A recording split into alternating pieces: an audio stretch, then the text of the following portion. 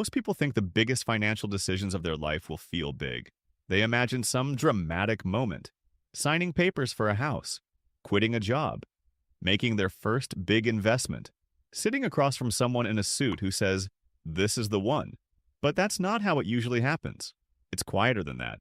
It's a Tuesday night when you're tired and you order takeout again because cooking feels like too much.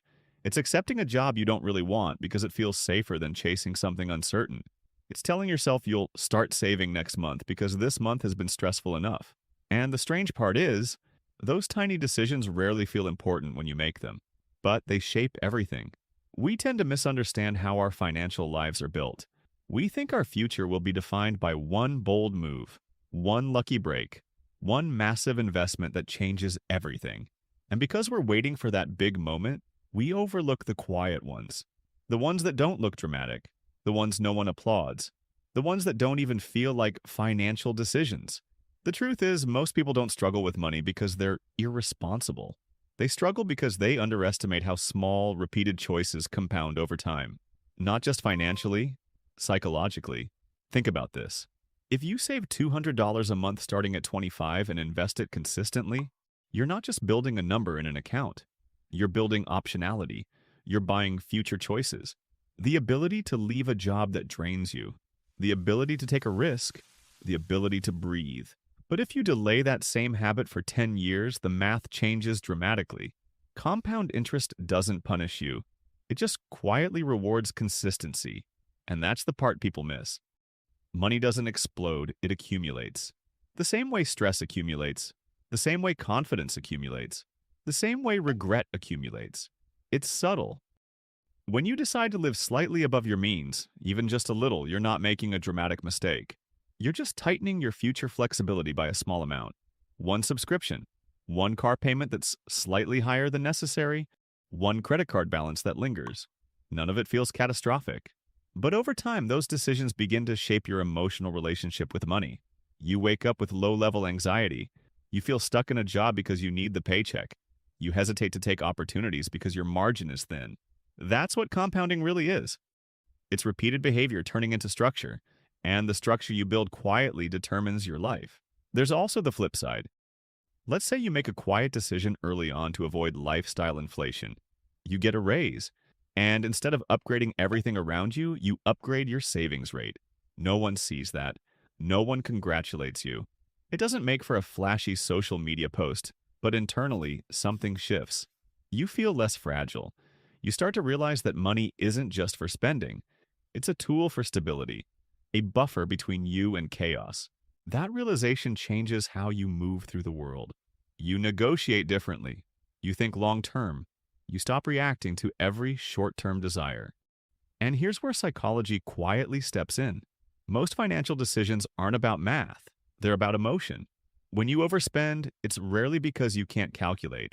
It's because you're tired, or bored, or trying to reward yourself after a hard week, or trying to keep up with people around you.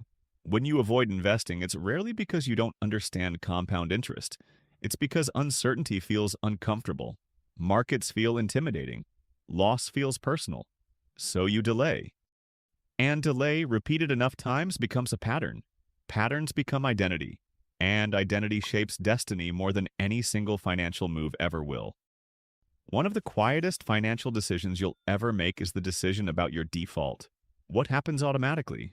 Does money automatically leave your checking account and move into savings or investments before you can spend it? Or does it sit there waiting for willpower? Most people rely on willpower, but willpower fades. Systems don't. If you automate even a small amount toward your future, you remove friction. And over 10, 20, 30 years, that friction removal becomes transformational. Not because of one bold decision, but because you made it easy to do the right thing repeatedly.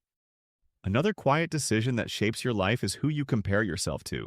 It sounds unrelated to money at first, but comparison drives spending more than we realize.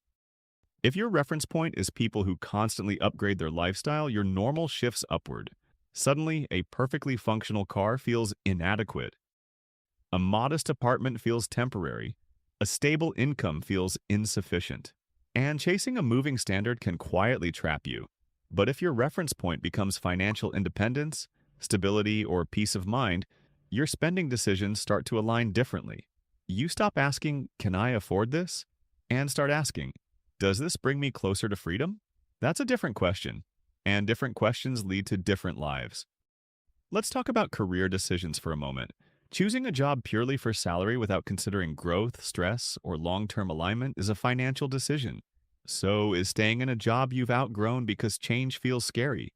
So is investing in your skills. Even when there's no immediate payoff, the income you earn over your lifetime will likely outweigh any single investment return. So the quiet decision to continuously improve your earning ability, that compounds too. Not overnight, but over decades. And that's the theme here. Decades. We live in a culture obsessed with months and years, but your financial life is measured in decades. If you zoom out far enough, you realize something calming.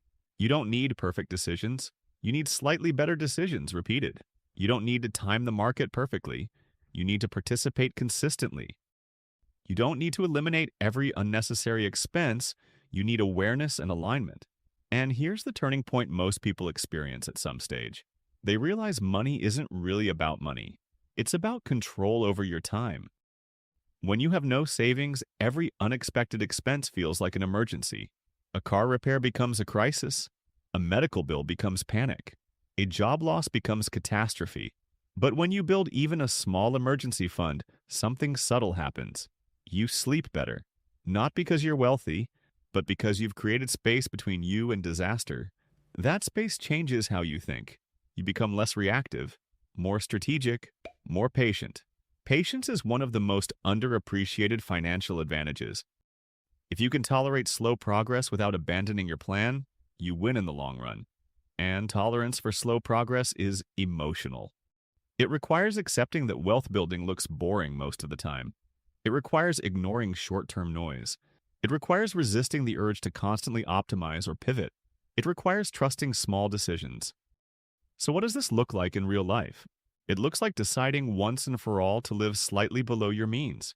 It looks like setting up automatic investments, even if the amount feels almost insignificant. It looks like building a small emergency fund before chasing high returns. It looks like saying no to purchases that only serve your ego, not your future. It looks like reviewing your financial life once a month instead of avoiding it out of anxiety. None of this is extreme, it's quiet, and that's why it works. Because extreme changes rarely last. Quiet systems do. You don't need to cut out every joy. You don't need to deprive yourself. You don't need to become obsessed with optimization. You just need to decide what matters most in the long run, and let your daily actions reflect that. When you zoom out 30 years from now, your life won't be shaped by one dramatic financial swing. It will be shaped by the nights you chose stability over impulse, the raises you partially saved instead of fully spent, the risks you could take because you built a cushion, the stress you avoided because you gave yourself margin, the peace you felt because you knew you were moving forward, even slowly.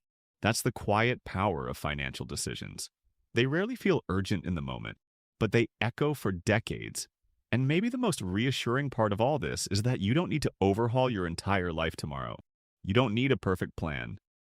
You just need to notice your defaults, notice your patterns, notice the small choices you repeat, because those choices are building something, whether you're aware of it or not. If you start shifting even one or two of them today, you won't feel dramatically different next week. But in 10 years, you'll barely recognize the life those quiet decisions created. And that realization isn't meant to pressure you, it's meant to calm you. Because if small decisions can quietly hurt you over time, they can also quietly heal your financial life. Progress doesn't need to be loud, it just needs to be consistent. And consistency over decades is more powerful than any single bold move you'll ever make.